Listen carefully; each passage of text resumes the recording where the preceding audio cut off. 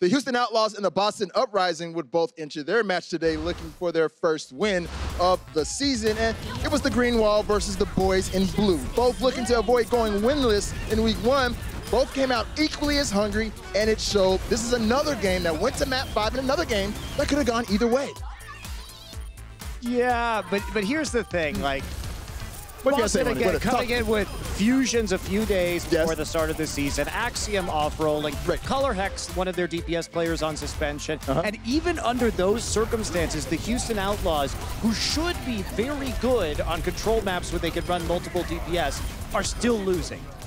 That's a problem. That is a big problem. And sure, credit to the the Boston Uprising. I give Huck mad props for what he's been able to do in finding talent, but like that's unacceptable from Houston.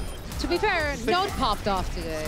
He really did. He really did. Note has some good reads. Note must have killed Raucus like nearly a dozen times. Like he was just looking for him, finding him, hunting him down. And yeah, I think if you're a Boston fan, you can't be nothing but extremely pleased with how your team's performed, despite what you said. Missing a player, having some people do off rolls. It's been looking really good. I do want to shine another light on Boink, because I feel like he had another solid game. There was a lot of times where he was able to get behind Fusions and knock him out of position, but they just could not follow up, and that was a huge problem. That's something they should definitely look at in the game tape and work on. Yeah, but here's the thing. As a Houston Outlaws fans, this is not a bad start. This was week 1, and they managed to go to map 5, and map differentials will count at the end of the season. So they haven't had a bad score after week 1.